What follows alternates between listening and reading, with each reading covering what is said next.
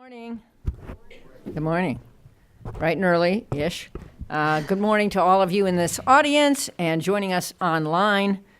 I'm Jane Harmon, the president and CEO of the Wilson Center, and I am delighted to welcome you to an important discussion about the role of the business sector in peace building in Africa. This is our 13th, I had no idea, 13th. Did you know that, Eddie? 1-3. Capital Management Africa Forum event, and we are very grateful to Brown Capital Management for their generous support of our Africa program.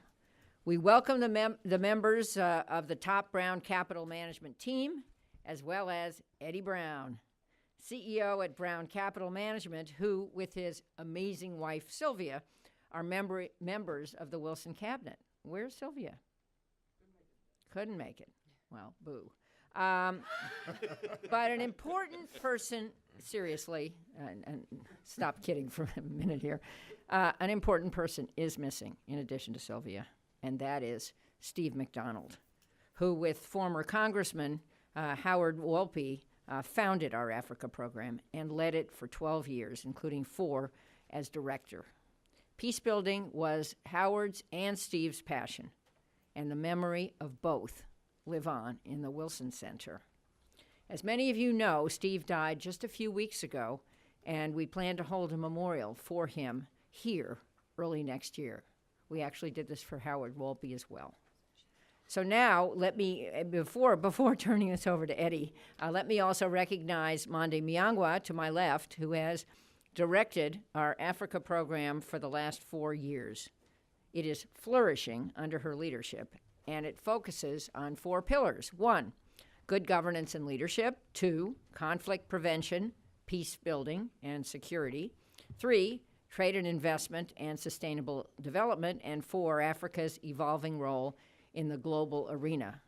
I have to say, I've watched all this over the almost 8 years that I've been CEO, and our Africa program is thriving. Very proud of it and very proud of Mande. I accompanied her a few years ago to Addis Ababa for a meeting of the Munich Security Council core group. I guess this was 2016. And while there, we were just talking about this. I was keen to see my long-lost sister, Lucy Australopithecus. Do you all know who Lucy Australopithecus is? Well, she is a 3.2 million year old fossil, the oldest human on the planet. And it's nice to know there's somebody older than I am. So our discussion this morning concerns the role that the business sector, from the largest multinational to the smallest budding entrepreneur, has played, could play, and should play in peace-building efforts in Africa. Given businesses' incredible importance in creating employment and economic opportunities, especially in Africa for women and youth, it is clear that the business sector is a vital component for building stable societies, and stable societies are peaceful societies. However, it's also true, and many of you know this, that business interests do not always align perfectly with those of peace builders. As the business, governance, and conflict environments in Africa continue to evolve, it is of vital importance that we find a way to better integrate the business sector with peace-building efforts. We have brought together this expert panel with representatives from academia, international financial institutions, and the business community to talk about these issues. This is what we do at the Wilson Center. We talk from the basis of deep expertise and experience, and we talk civilly and with an effort to resolve issues. These panelists will give us their unique insights into the issues and suggest concrete ways that we can make business a better partner for peace building in Africa. And so now, with delight, it is my pleasure to introduce the CEO of Brown Capital Management and a major friend and benefactor of the Wilson Center, Eddie Brown.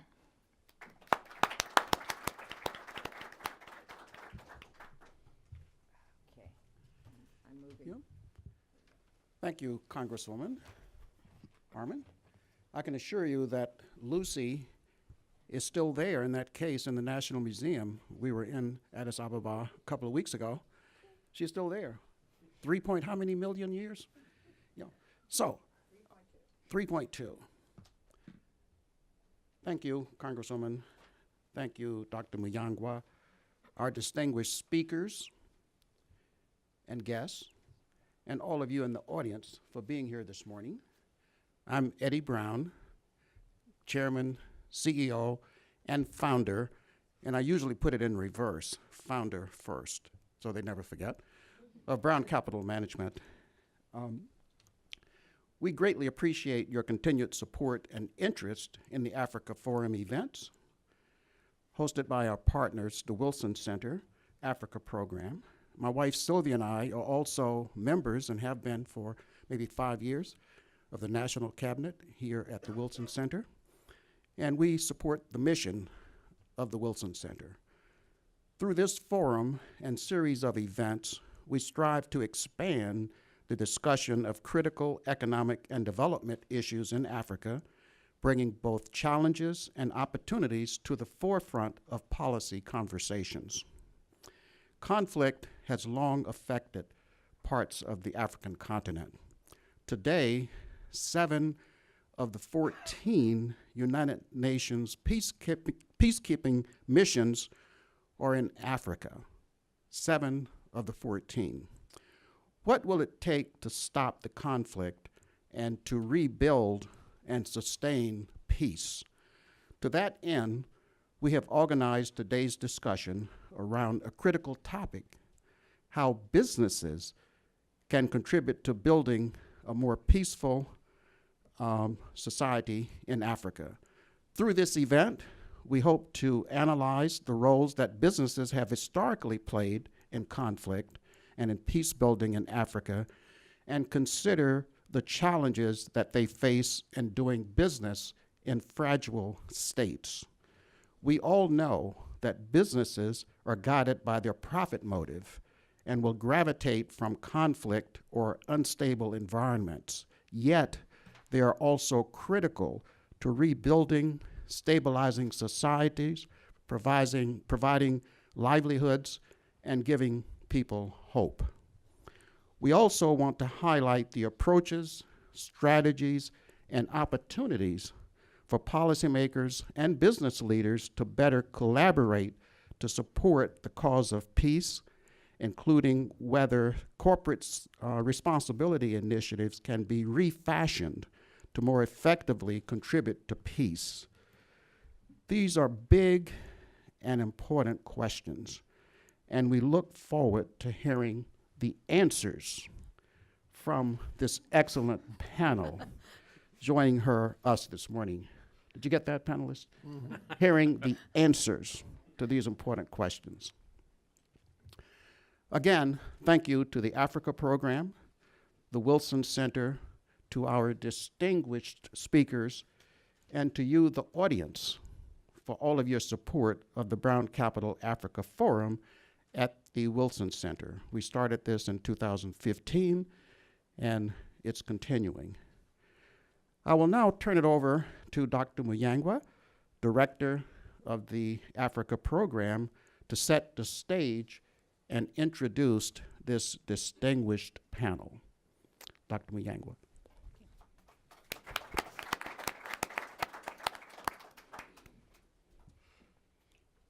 Thank you, Mr. Brown and Congresswoman Harmon, for that warm welcome to our guests, and I join them in welcoming all of you to this event.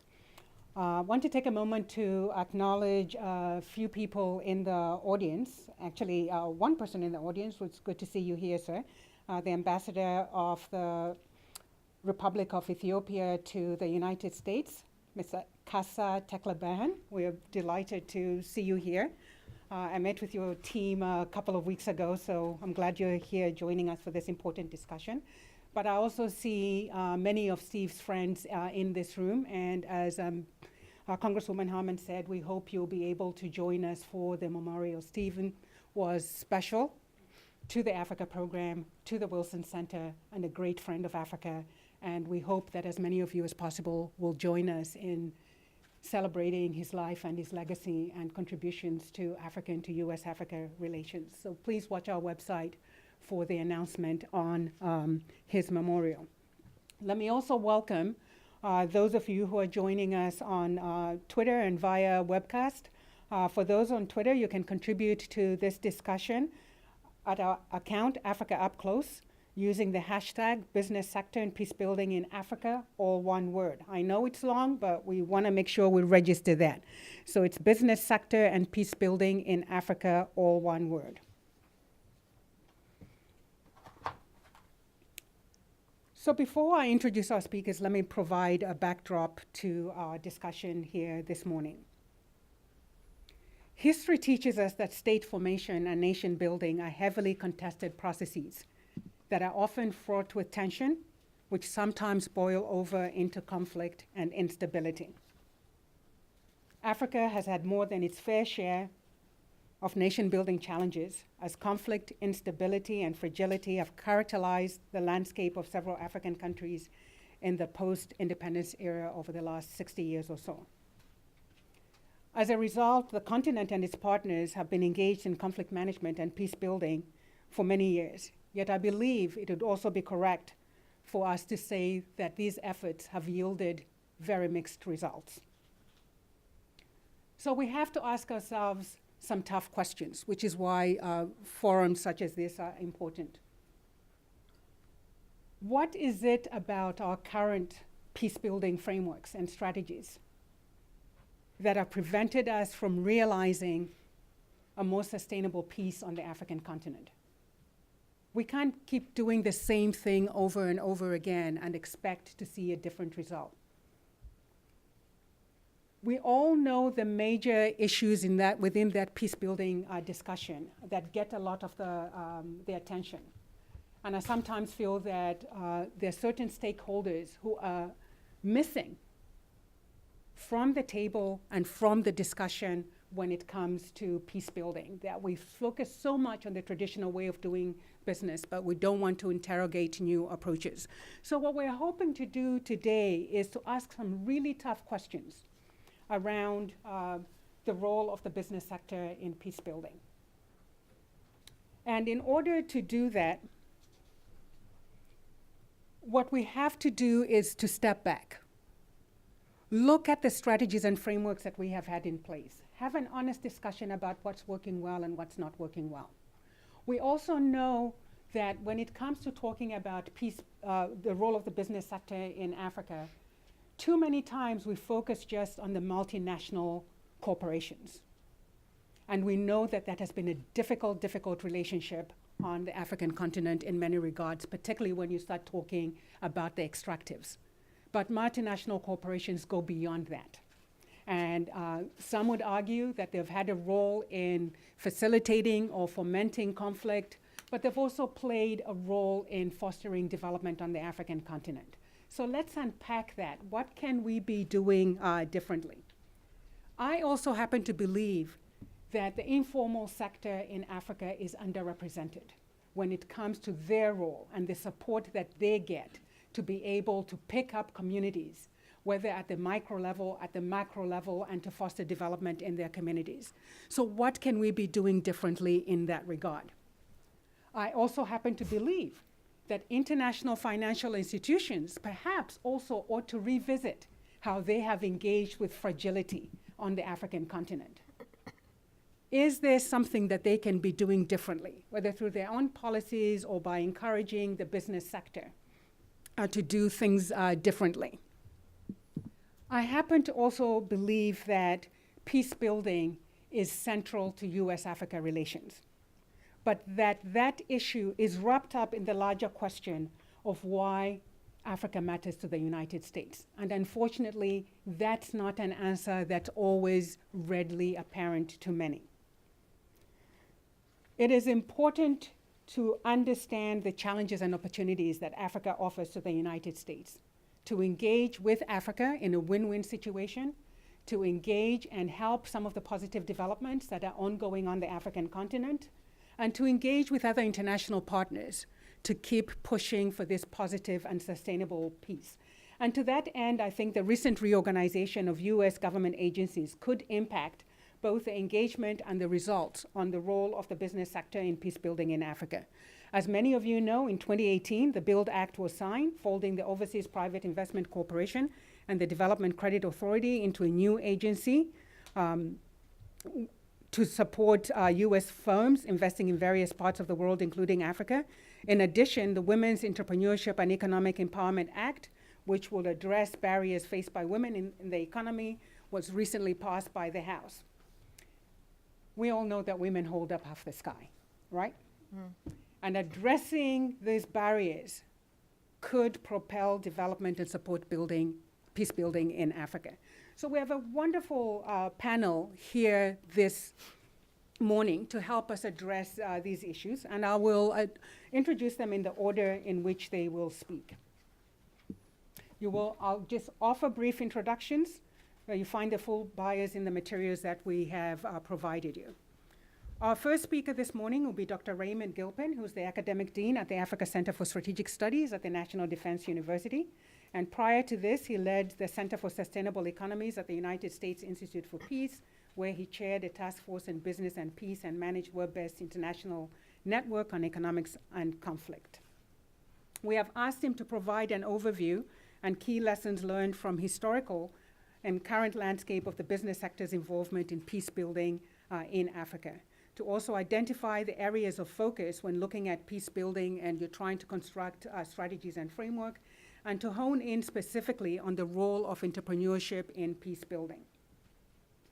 Our next speaker will be Ms. Mary Porter Peschker, who's Director of the Environment, Social and Governance at the International Finance Corporation, part of the World Bank. She has extensive experience working on strengthening the business sector, especially SMEs in fragile and conflict-affected countries.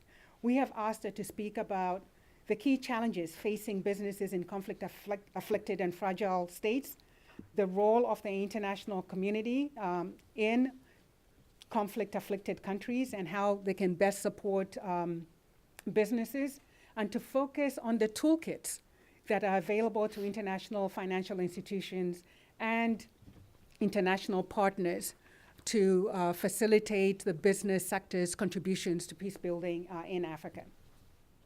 Our third speaker this morning will be Ms. Viola Llewellyn, who is the co-founder and global president of Ovamba Solutions, Inc., a financial technology company focused on providing services to informal African SMEs in the trade and commodities sectors, amongst other things. It has a much broader mission than that, but I just thought I should hone in on that specific issue because that's what we've asked her to talk about.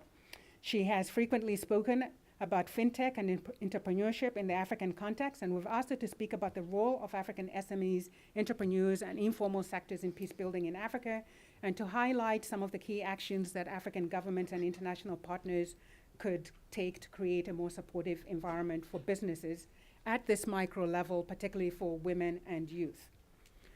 Our fourth and final speaker this morning will be Steve Cashin, who's the founder and CEO of Pan-African Capital Group, a private equity and investment banking firm focused on sub-Saharan Africa. He's also the chair of the Africare board. In addition to his experience in finance, he has worked with numerous NGOs and think tanks on African economic issues.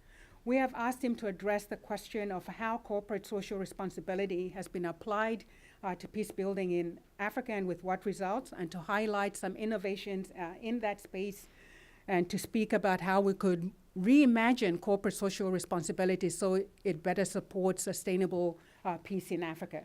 We've also asked him to offer some thoughts on the recent restructuring in the US government agencies and institutions to see how we could perhaps better engage on peace building through that restructuring. And because we always want to have a forward-leaning discussion, each of our speakers has been asked to offer up to 3 recommendations to the business sector, African governments, US government and international partners, as well as practitioners working on this space to how we could more effectively engage the business sector in peace building in Africa. We've asked each of our speakers to offer initial remarks of no more than 8 minutes. After all of them have spoken, We will then open it up to Q&A so we can have a more in-depth discussion about issues that they will have raised and others that you might have on your mind. And with that, Dr. Gilpin, you have 8 minutes, sir.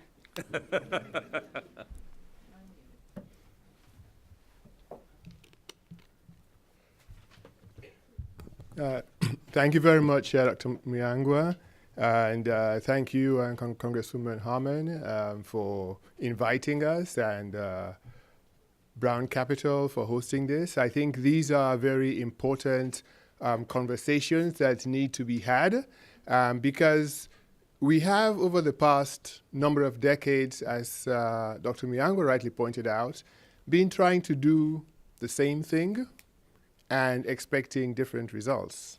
And what I hope this conversation will do is unpack some of the complexity behind this, what seems like a pretty straightforward topic, peace building and business. Both are very fraught concepts when it comes to not just scholarly work, but practice. Take peace building. In most cases, particularly across the African continent, we hear about peace building initiatives when there is no peace to build. We talk about peace building when what we really mean is state building. We talk about the business sector as though it's a monolith. It's a little bit like the Africa is a continent discussion. The business sector is varied. And so what I'd like to start off with is reconceptualizing the problem. My first submission is, as we think about peace and peace building, let's not think about an activity or an initiative, let's think about a continuum. And because African countries are at different points at that continuum. And the fundamental thing that we're trying to accomplish through peace building, peace support operations, peacemaking, etc., is we want to see the extent to which, one, violence could be curtailed, and secondly, you start laying the building blocks for stability, for prosperity, and for societal security. That takes time, it takes effort, and it takes a wide range of players, including the business sector. While at the Institute of Peace, we did a review of all the peace accords that had been signed over the last, 4 or 5 decades. And we tried to identify who were around the table.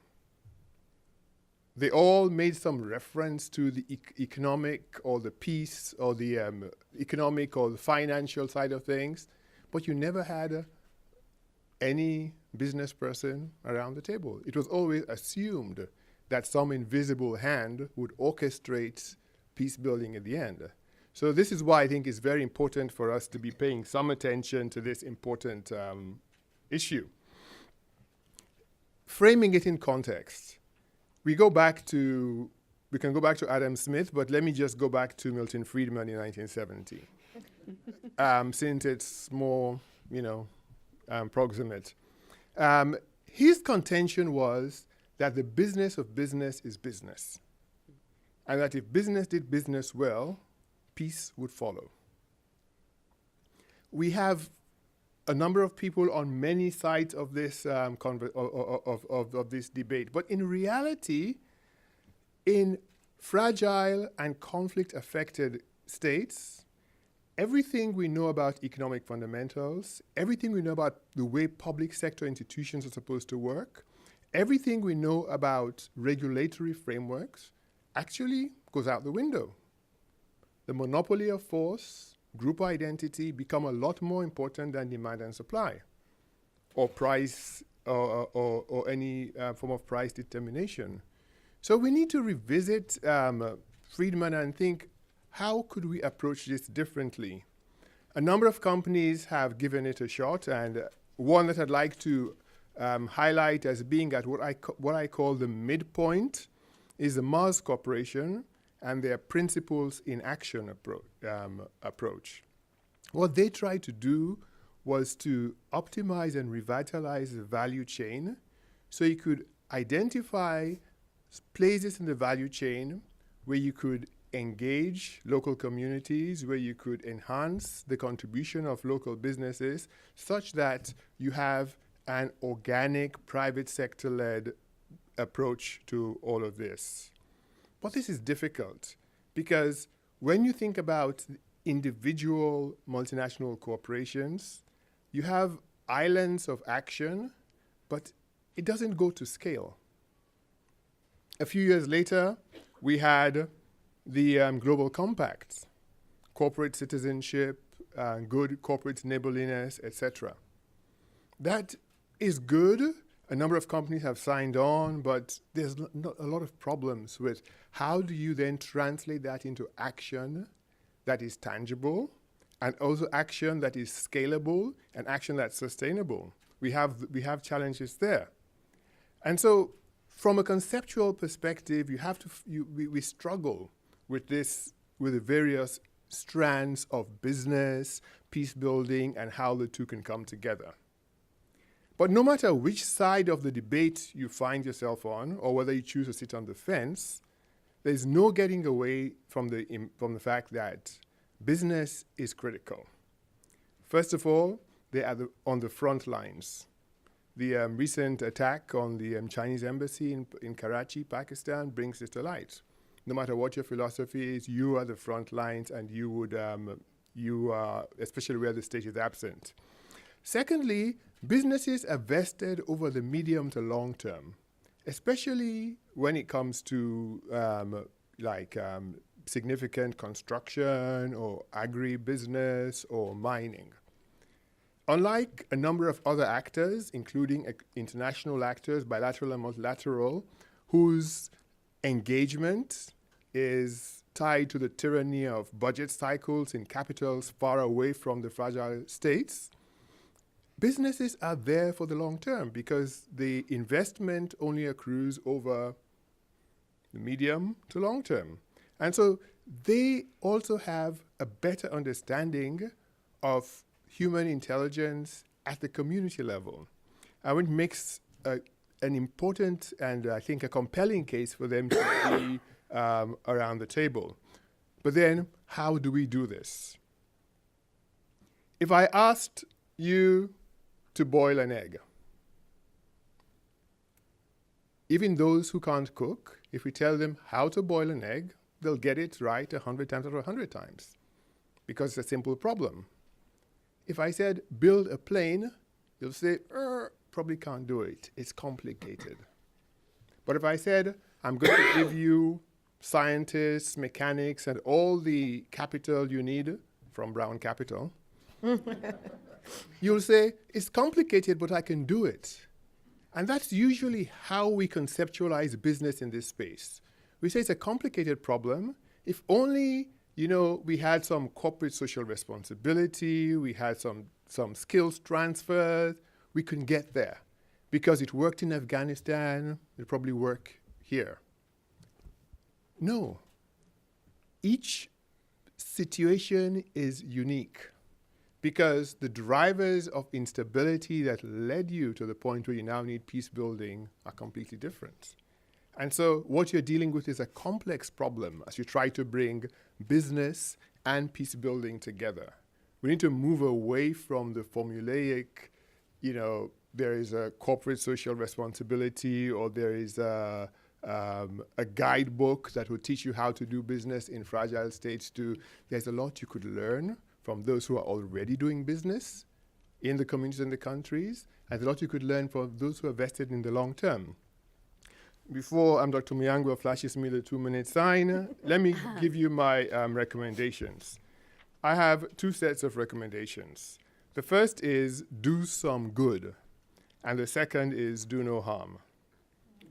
Under do some good, I think the first and the most important thing that business can do is to find ways to graft the local economy into the value chain. Mm-hmm. That could be done contractually, it could be done practically, but what it means is you're not just creating jobs, but you are having buy-in into your value chain. And so they are as concerned about your security as you are, because for them to be able to do business and make money, they need they need to be part of a value chain that is robust. The second is we should move away from, I think, the myth that what communities really need are income-generating opportunities. These are good, but not enough. We should shift our focus from businesses focusing on income generation to businesses focusing on wealth generation or wealth accumulation, because that's when you start to build resiliency into the host communities. There are some companies who do it, and the way to do it is not just to have, we give a contract here, a contract there, or you support a carpentry farm here or a poultry there, but you start having strategic transfers of technology, strategic transfers of know-how and market access. And you would see the what we now call the informal sector, what I choose to call the non-formal sector, rising to the occasion. Because across the African continent, we are seeing this revitalization of small and medium-scale businesses. The third under do some good is the small matter of entrepreneurship. An entrepreneur is different from a private sector person. A private sector business person could just be somebody who has a contract to buy this and deliver that. An entrepreneur is somebody who has an idea and then who wants to take a risk and with whom you could connect capital. And that is the innovation economy that's missing in a lot of these fragile and conflict-affected countries across the African continent. We need to do a lot more in terms of entrepreneurship, and I can talk about that a bit more later on. Do no harm. First, we have to think strategically about peace. Peace is not so much about the absence of violence. Peace is about laying the foundation for sustained societal growth and stability and prosperity. And that only happens when the social contract between the governed and those in governing authority is rebuilt. Many times, private sector, particularly the large corporations, believe that, if we just do what the government is not doing, all will be well. We have found out time and time again that this is inaccurate, that it always does come back to bite them. Second, under do no harm, relates to contracting and corruption. Global Witness just today released a study showing a 6 billion contracting hole in a new hydrocarbon contract in Nigeria. And these are companies that, if it's true, should know better. And we should not underestimate the impact that corruption has on peace building. It's negative and it's corrosive. The third thing that I would point out has to do with security. In many cases, and we're seeing this across the continent, companies are contracting both by land and by sea, private security corporations who play by a different set of rules and could complicate things when it comes to security and stability. And so I think under do no harm, we have to think strategically about how companies engage. What I've tried to do is provide more questions and answers, but I think that the thrust of today's dialogue should be, how could we think about different ways to address this perennial issue that would lead to the sorts of outcomes that we desire in the years ahead? And I look forward to your comments and questions. Thank you. Miss Mary, over to you. Okay.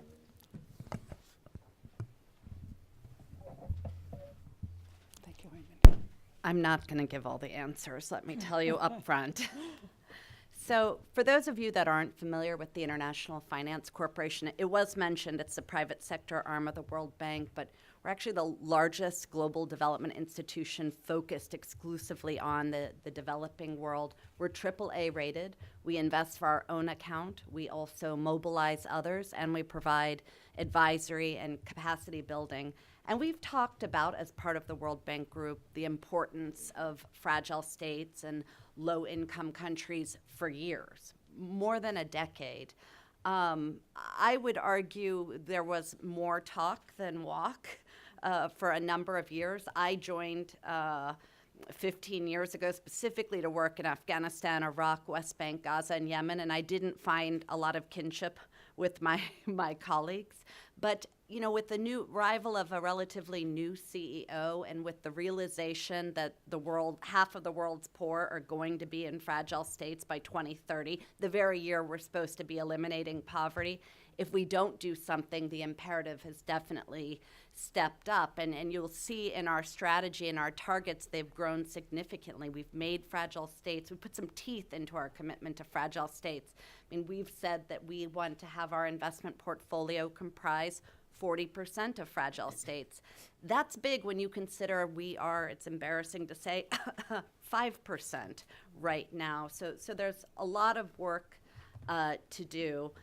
I was really happy to be invited to speak about the challenges facing private sector in fragile states, but with a particular focus on SMEs, because a decade ago, I was always asked about multinational corporations, never about local companies. Maybe in my Haiti years while at USAID, the Haitian diaspora were quite interested in reconstruction efforts, but there wasn't really a concerted focus on local SMEs. And there's all kinds of challenges local SMEs and the broader private sector face in these harder markets. Every year, our World Bank Group enterprise surveys enumerate the top 20, and you can imagine what they are: infrastructure, electricity, political instability, corruption, informality, access to finance, access to land, transport, crime, tax administration, skills.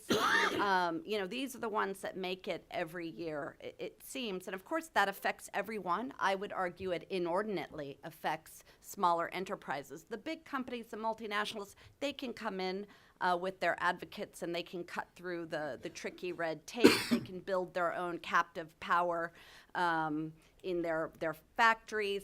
They have money, they have heft, they can navigate these things.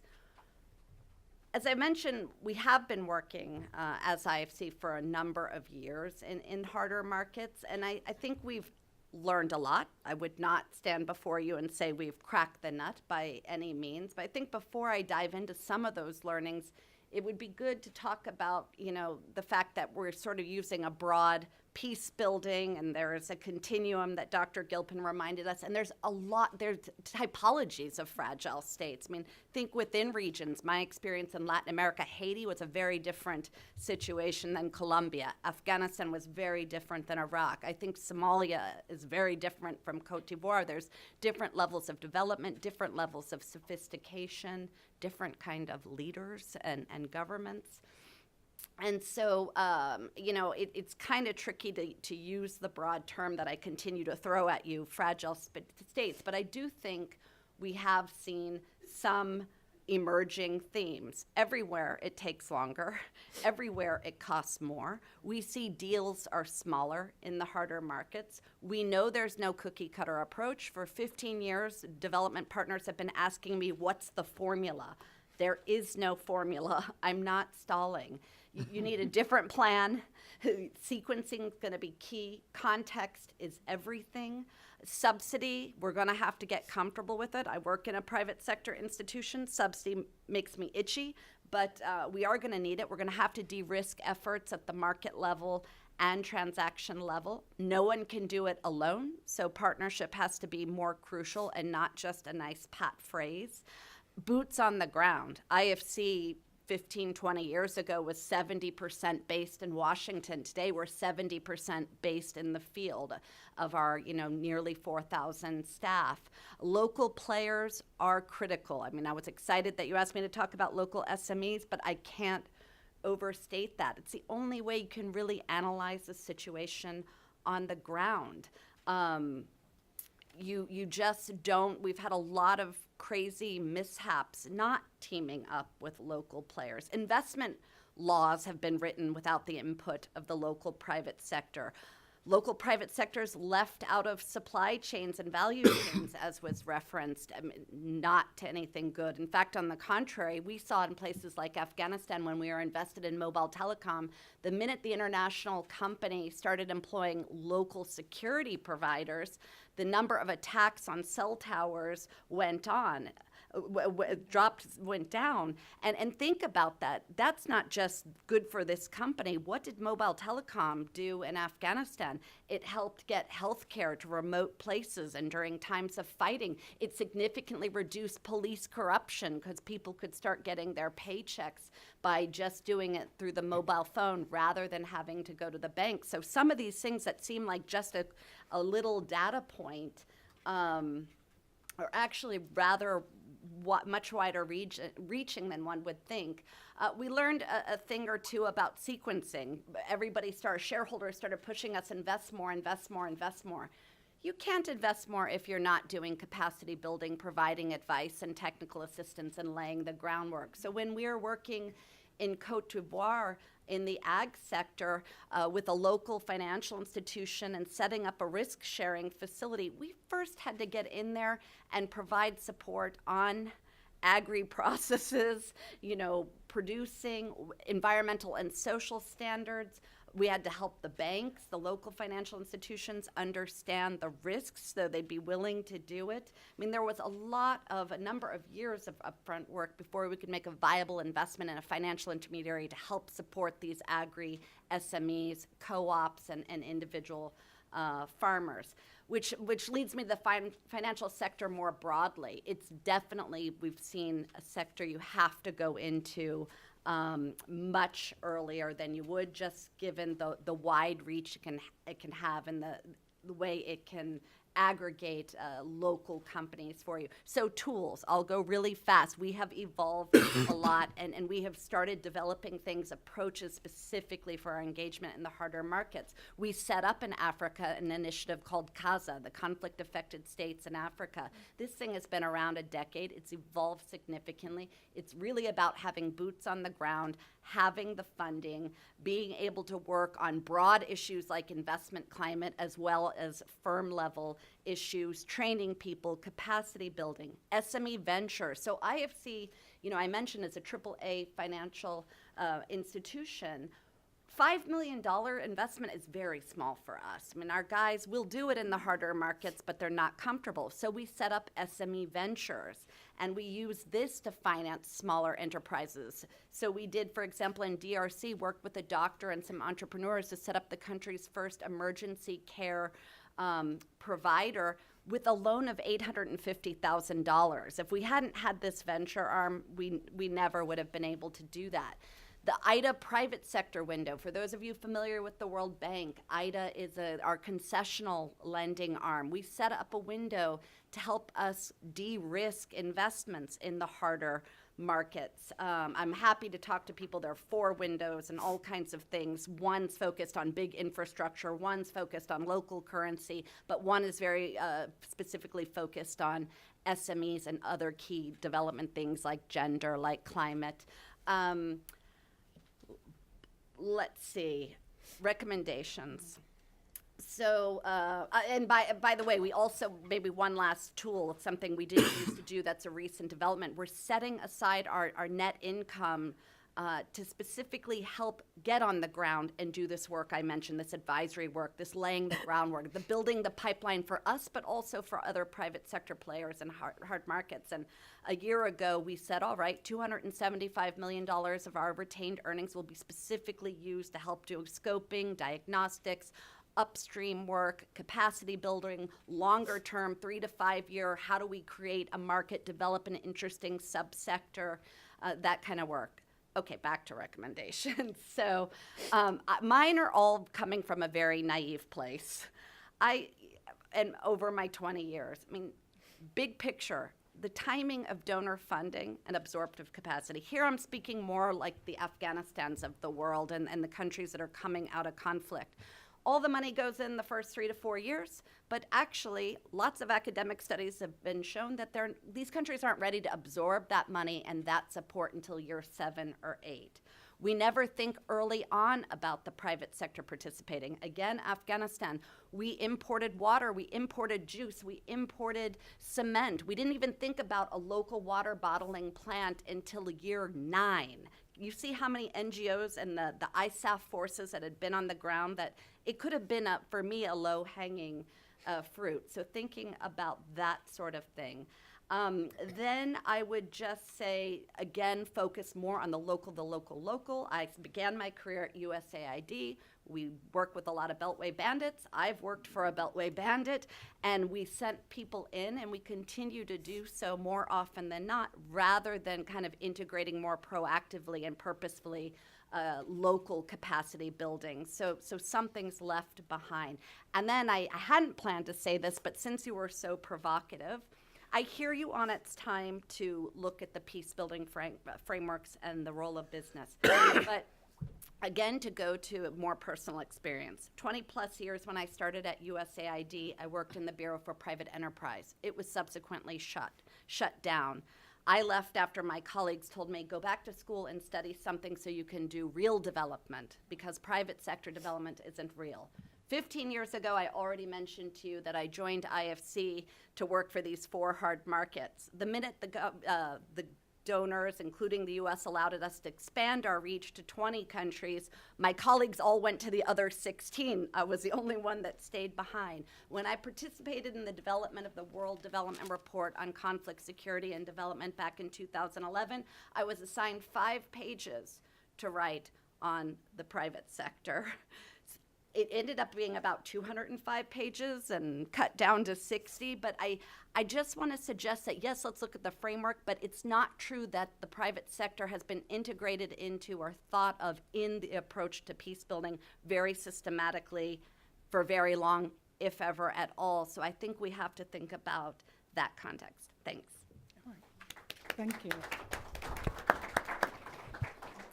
Thank you, Mary. Viola, over to you.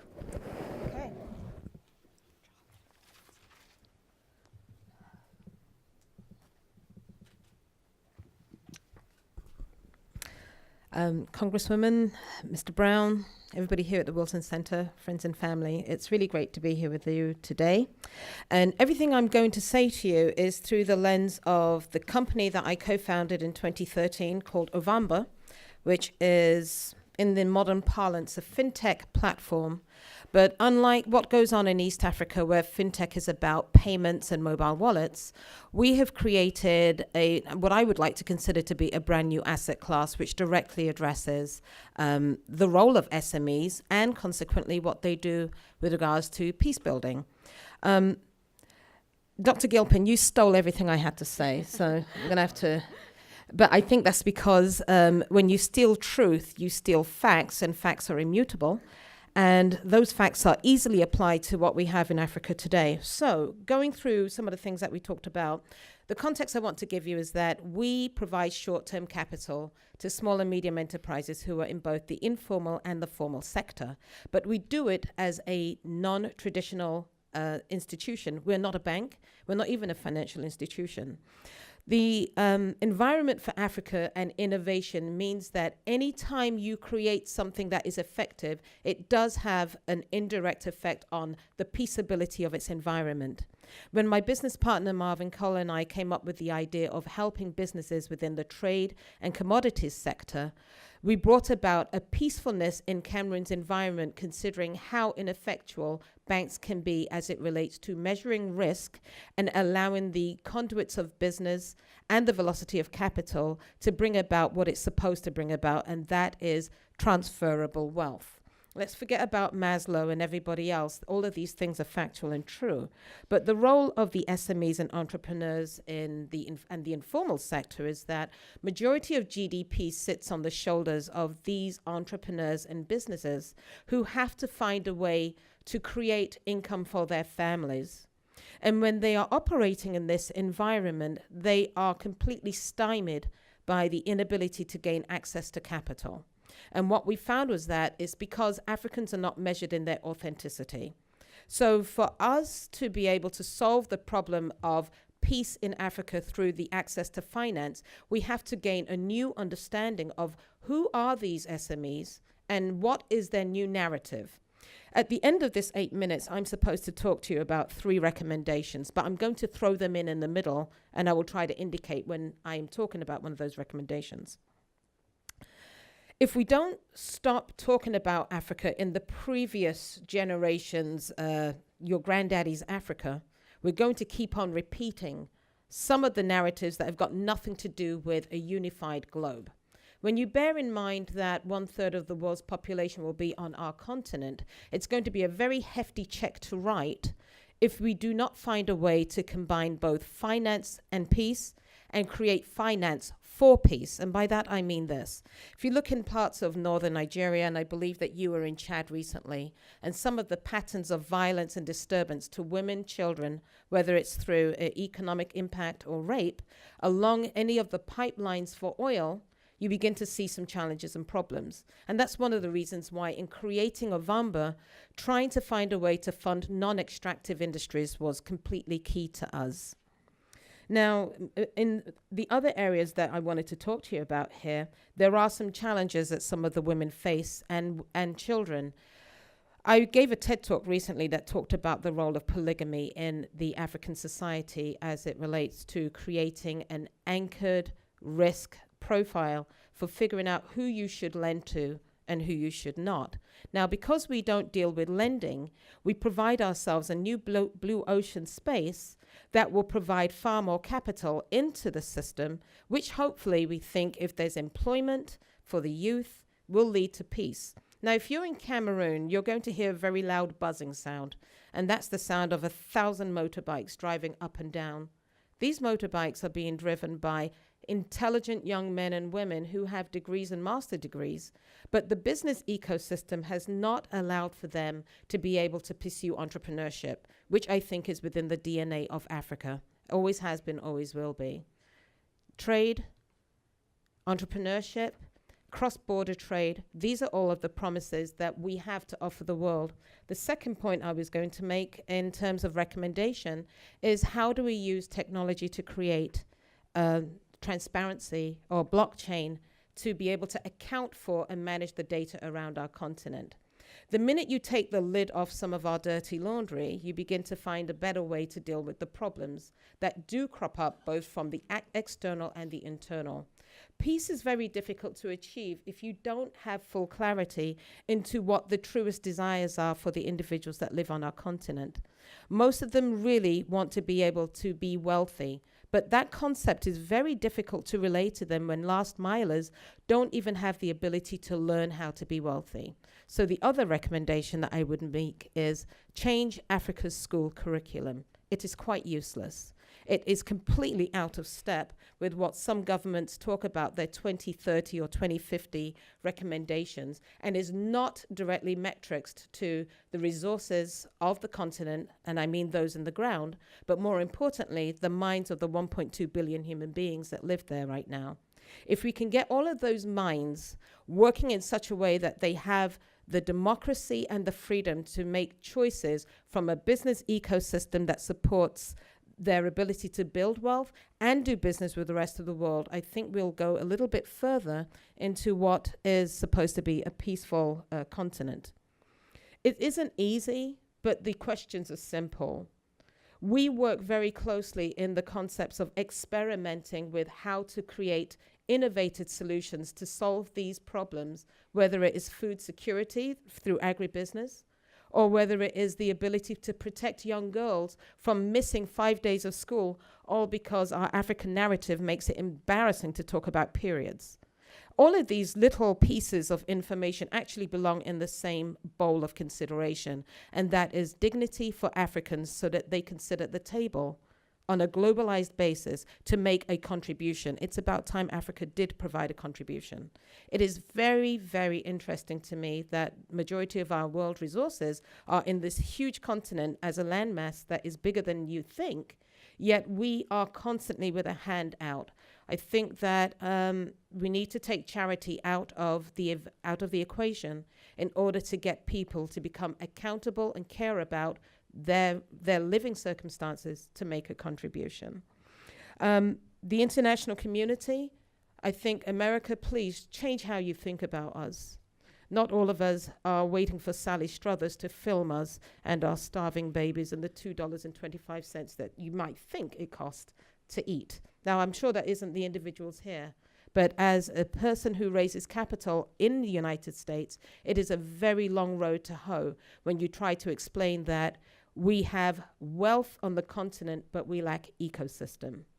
We have an ecosystem that is underdeveloped, so people cannot rise above the idea of subsistence in order to become wealthy.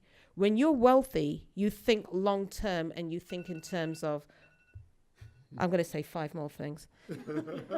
And you start to think in terms of, how do I solve world problems? So the 3 recommendations are this.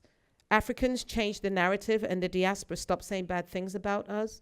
United States, revisit how you look at us, because you're quick to make a charitable donation, but investment for return of interest, that's a new topic, and it's one we need to revisit.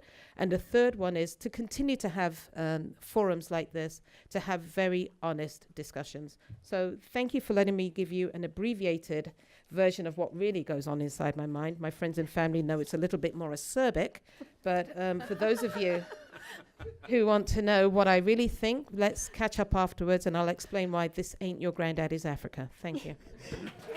All right. You're hilarious. I love this. Steve, follow that, please.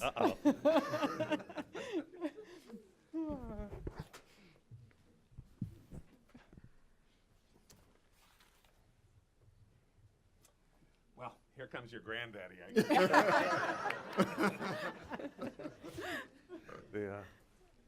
Mr. Brown, thank you.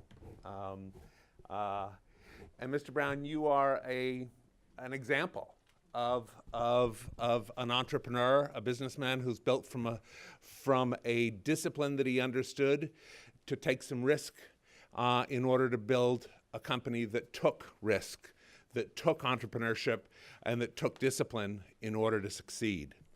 The same disciplines that exist in the United States exist in Africa, exist everywhere else in the world. I'm going to focus on a couple of specific areas. The idea of corporate social responsibility in a post-conflict environment. Historically, CSR has been viewed as kind of other than investing or running a business. The two have been managed differently, often with CSR being outsourced in a partnership to a third-party NGO. And the focus was on what the world viewed as unethical businesses, such as mining, extractives, that needed somehow to redeem themselves by providing schooling or NGO-sponsored programs to employees and to their families. Today, CSR is viewed more and more as something that must be embedded into the core of operations of a business, all businesses. Not just those industries considered unethical, but important and fundamental to growth, but increasingly the goal for CSR is to be integrated into every department and corporate philosophy. However, it's often still run through a separate department or a programmatic office. One example is Coca-Cola's RAIN program, the Replenish Africa initiative, which is in response to how much water is used in their bottling and manufacturing by working to replenish clean water sources in Africa. So, which is not a negative. It's just how CSR has been managed historically. It remains yet to be integrated into the core of much of business operations. It is the right direction. CSR is still in a space that is largely defined and owned by the development community, not the private sector community. When in fact they should really be viewed as one and the same. Investing in post-conflict countries is CSR in itself, and huge societal benefits can accrue as a result of pure investment. What am I suggesting? Just by investing, it validates that opportunities exist in an economy or a country. It creates opportunities. Jobs, of course, are particularly important in post-conflict countries with large populations of affected youth. Opening the door for down and upstream investment for other groups. The supply chain had been mentioned earlier. That exists both in post-conflict as well as countries like Nigeria, where we have recently invested in a number of shopping malls, bringing Walmart and ShopRite to the Nigerian market. But where are they getting their carrots? Where do you think? South Africa. Because there are no suppliers of carrots or other vegetables in the Nigerian markets. That's going to change as you have a sustainable buyer. But it is both post-conflict and middle market economies across Africa where the supply chain needs to be addressed and addressed in a very focused manner. It also supports formal and above-ground engagement with the global community. A healthy formal private sector requires the rule of law and stronger institutions in post-conflict countries where the black market had previously been dominant. Investing in a post-conflict country can be difficult because the black market, the gray economy, controls the private sector in many of these markets. It is difficult to confront a lot of those companies that are already there because they have built-in relationships that are hard to break. And it is very important to recognize that, not only on the practical side, but on the policy side. One of the key issues across the continent that affects us on a daily basis is there's no judiciary upon which we can depend. There's no judiciary, I repeat it, upon which an investor can depend from Chad to Nigeria to Kenya to Liberia and across the continent. If I'm in trouble as it relates to a legal issue, it is extremely difficult to depend on the judiciary, and that has to change from the bottom to the top across the continent. The other thing that is really important about bringing in investment, though, is it provides legitimate revenue source for central government, and which are extremely hard-pressed to raise tax revenue. And unless a post-conflict country can raise tax revenue, they can't bring stability to a market. It gives a way to diversify and more resilient economies. And many post-conflict countries are resource dependent, and you need to look at opportunities to move away from that. In post-conflict environment, CSR is investment, and investment is CSR. While CSR can ensure that investments and corporate actions may be made in a way that promotes equality and benefits a diverse group of people, the impacts are incremental and relative to the impact of the investment itself. Focusing too much on CSR as the change-making element can create more barriers to investment in post-conflict societies and can cut off critical engagement. So what is an example of just a regular investment? We invested in International Bank in Liberia 12 years ago now. By all measures, it's a success story. It's not a CSR investment, but we have 225 employees when there were less than 100. We have 60% leadership by women. We have a Liberian chair and a CEO. We've been profitable for the last 10 years. And we run ongoing education sponsorship programs and other programs that help our employees. The challenges faced by investors in post-conflict countries are often extremely difficult. International regulation and de-risking basically block a lot of international investors from investing in post-conflict countries. In Liberia and in many other countries in Africa, Citibank and other U.S. banks were forced to pull out because of KYC and other U.S. government regulations that blocked them from supporting investments in many African states. It's not only banking. In the case of Liberia again, it was a blacklisted country, which meant that many insurance companies and other support companies could not participate. I'm going to move quickly to 3 recommendations, because I've got there, as you can see, I have a number of different suggestions that we could look at, but we do need to recognize that in the evolution from a fragile state, the UN peacekeepers and NGOs often are the leads in this initiative. They have not included local businesses because they're trying to bring about peace as quickly as possible and have not factored in a lot of the extraneous issues that they need to do. Giving the UN's authority to provide guarantees, the ultimate goal should be to promote more investment in general by creating more tools to de-risk and encourage first movers to overcome entrenched interests. To do this, give the UN the authority to provide guarantees or lines of credit to local banks for on-lending to businesses that meet certain criteria. The UN is the biggest force in peacekeeping in the world, so they need to drive much of the change. It needs to be done carefully.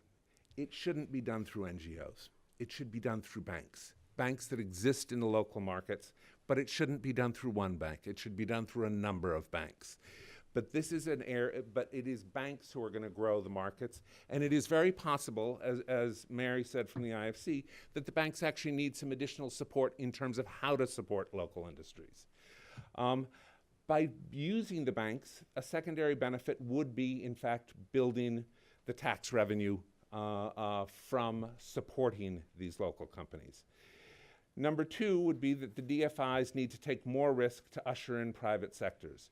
Institutions like OPIC and the IFC need to take a lead on entering these markets because they have the resources and the on-the-ground expertise. But their risk profile has not been adapted to today's market. This was the incentive for the creation of the DFIs, but many of the DFIs were created in the 60s and 70s before the spike in emerging markets conflict. The BUILD Act, which will help with this to an extent by expanding the toolbox for OPEC and other institutions here in the US. And Mondi, one of the things that I think is so important as it relates to the new BUILD Act is that it is not only US companies that are being supported by it. It takes a broader look, and I think that can be extremely important. The third area that I would focus on is more open source sharing of measurement of techniques regarding social impacts of CSR.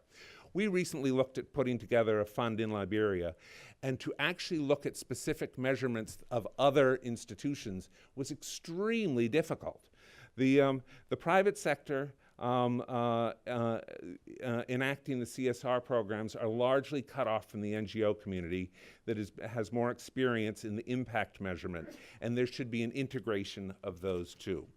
My last little bit when I'm over my time limit is we need to integrate the young much more aggressively. Yeah.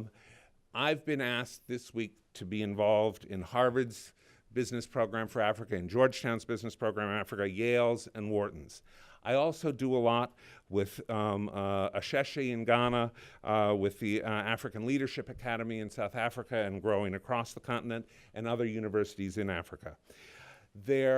Last spring, we supported the Vatican's first Vatican hack to look at what technology can do to resolve situations in refugee camps.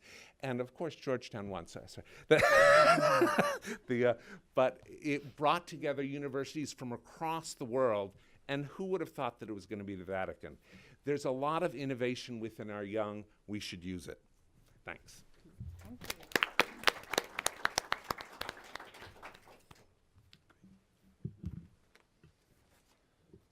All right, 4 really fantastic presentations, and I let everybody go a little bit over because I thought the presentations were really rich. So here's what we're going to do, because I do have a hard stop, otherwise the audiovisual people will come after me. So what we're going to do is I'll take 3 questions. I'll take a total of 6 questions right now, but I need you all to limit yourselves to 30 seconds. Otherwise, I'm cutting you off. So floor is open. And what I'm going to do is stand over here. We'll bring the mic to you. If you can pass it on to the lady who is in from you. And then I saw another hand somewhere over here. Okay, and I'll take the gentleman over here. Then I'm going to swing over there. So just identify yourself and the person you're addressing it to in 30 seconds.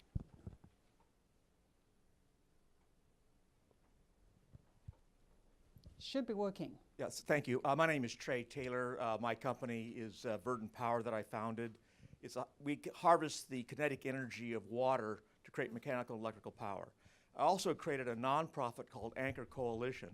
Its mission is securing water and energy for communities. My for-profit is all about building sustainable communities. Now, the reason I'm at 30 seconds, we have a showcase project shaping up at Victoria Falls in Zimbabwe. And what we're doing is taking a water, food, energy nexus approach to building a sustainable community, which is critical to water management. And so what I did not hear mentioned is how you approach building sustainable communities. And with securing water and energy, you create economic stability, which attracts business, creates new jobs. So I want to throw that out for consideration to the panel. All right, thank you. Okay. Sorry, my name is Kate Raven. I work for an NGO called Partners Global. I lived in Africa for 7 years, and my question is for Dr. Gilpin. You talked about do some good as one of your recommendations. Do you see social enterprises in Africa as a viable approach or business model for not only making profit, but for capacitating local communities to actually take over the skills and businesses in which they're being trained? Thank you. Thank you. And then the gentleman right in front over here.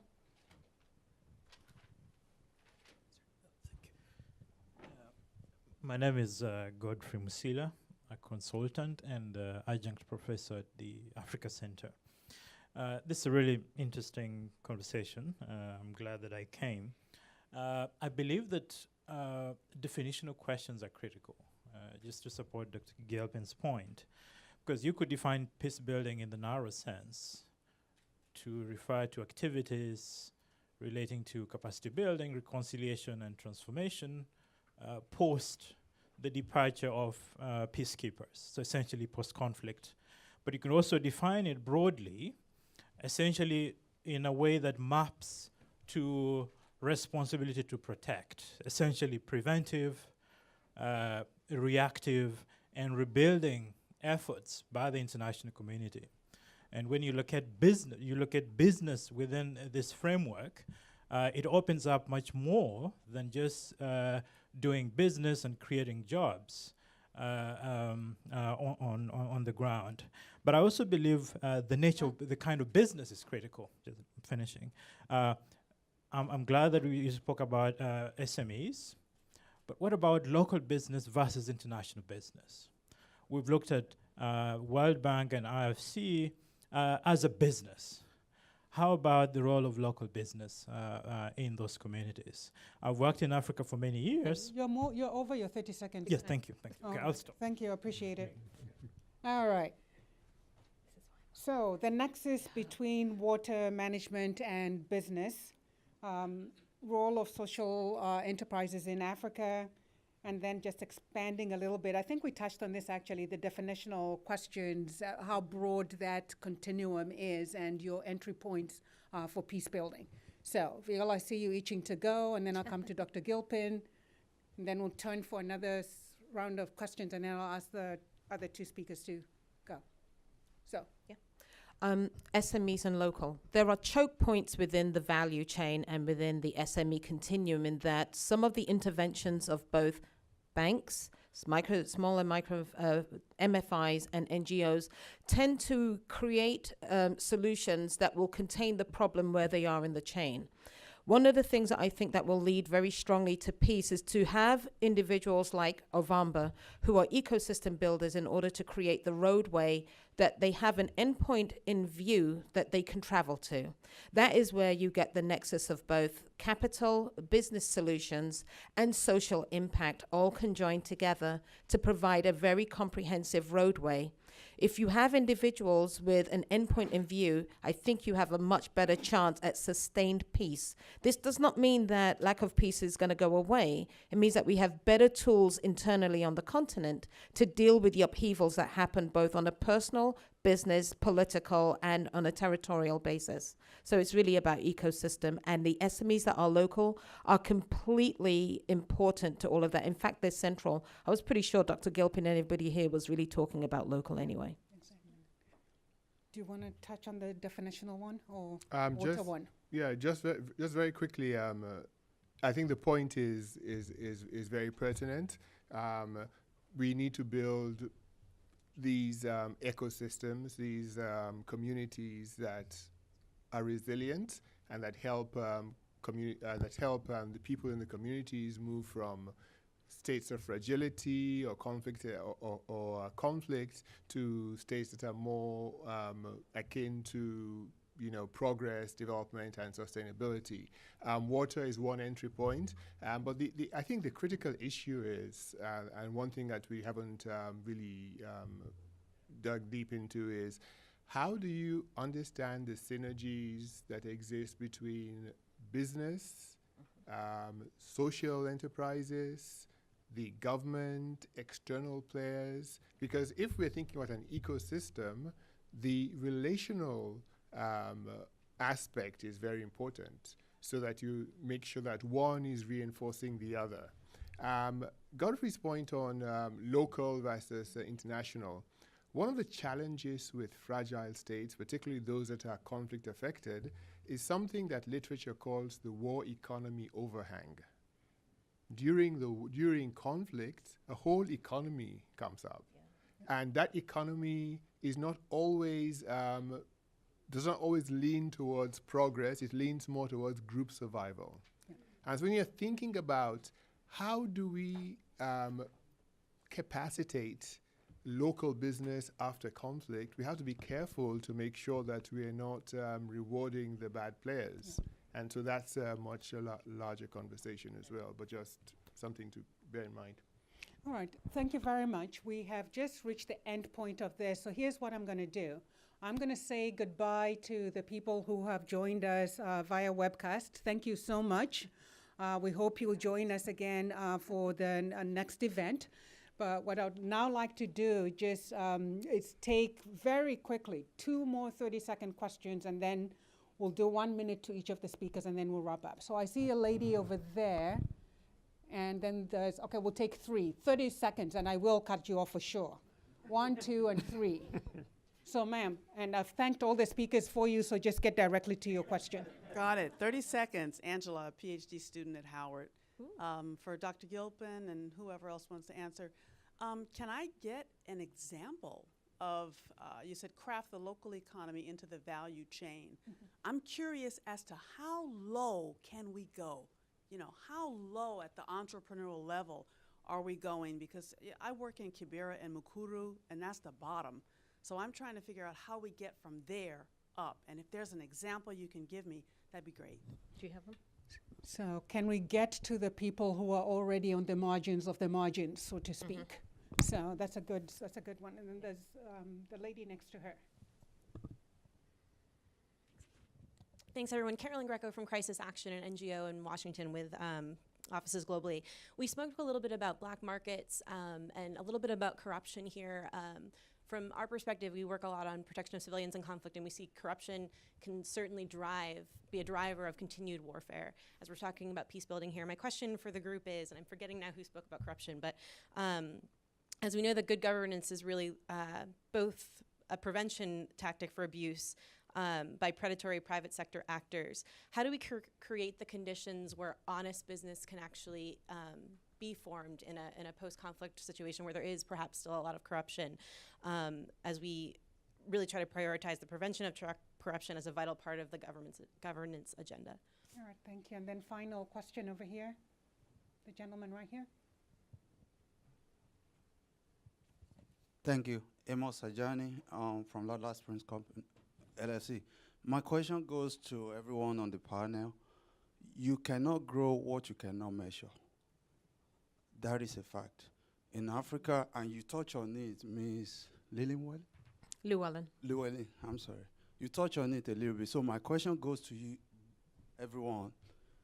How can we bridge the gap of that measurements at the grassroots level? And how can we connect to African brains in the West to help, as opposed to just importing people, most of whom went to the Ivory League and they really don't want to take off their shirt And do the work. All right.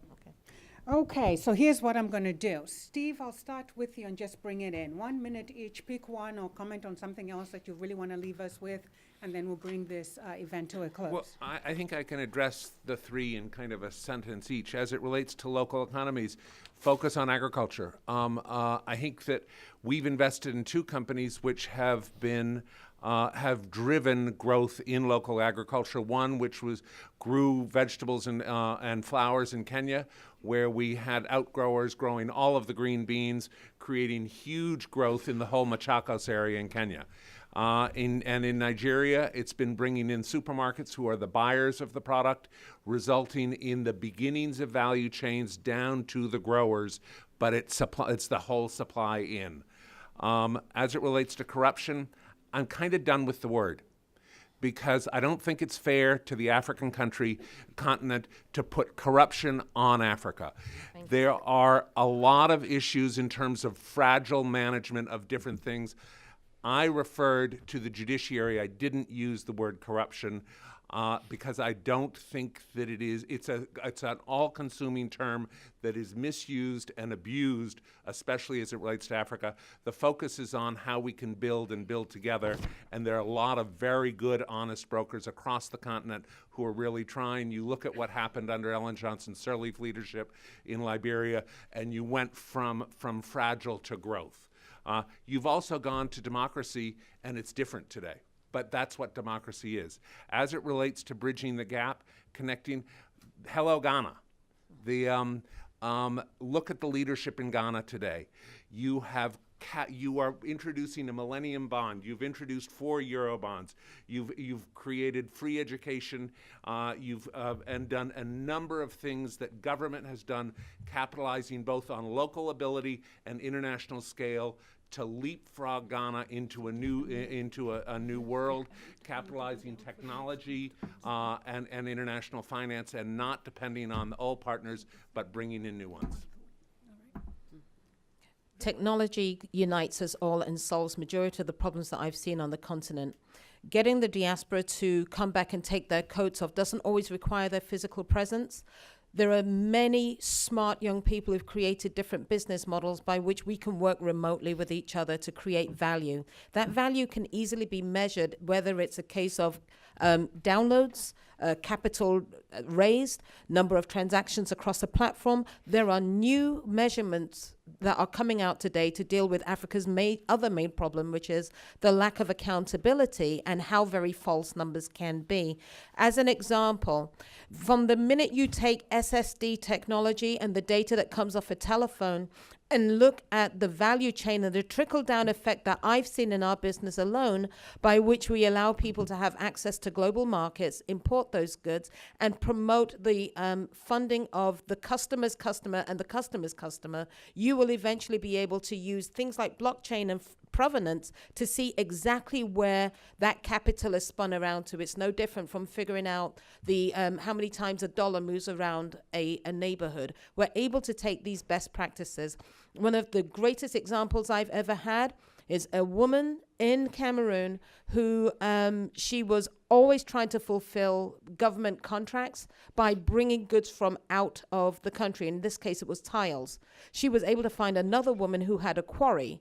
They've experienced 450% growth rate, and because of that, they're able to go beyond employing just family, which is another stymie for wealth development in Africa. So I only had a minute, but we're really talking about using phones, technology, innovation, and looking at new ways to measure, not the obvious, but the new metrics that have come out. Thank you. Mary? Have I got it? Yes, I think it's on. Shout. Okay, well, I have a loud voice. So I wanted to touch on the local versus international businesses, because I didn't want to leave you with the impression that IFC is all about Cargill and Rio Tinto. Yes, back in the 1950s, our first investment, or maybe one of our very first, was a German company investing in Brazil.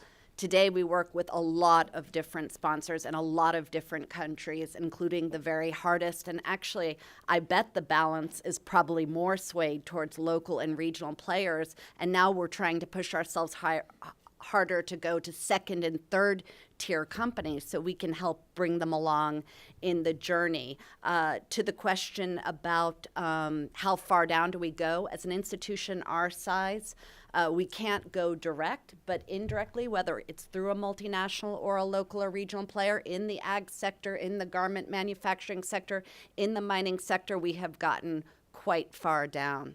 Thanks. Thank you. Dr. Gilpin? I think it's important to focus on, every individual. Yeah. And how we do it is to understand how you connect policy at the macro scale with the micro enterprise operators, and doing that in an environment of fragility requires you to think outside the box, look inside the box, but to be focused on growth and wealth creation over time, rather than quick gains and low-hanging fruit. All right, so I'm going to forgo my usual summary, but please join me in thanking our 4 fantastic speakers for this morning. Just an absolutely terrific job. I also want to once again thank Brown Capital Management for supporting this program and this Africa Forum and the ability for us to have these sorts of discussions.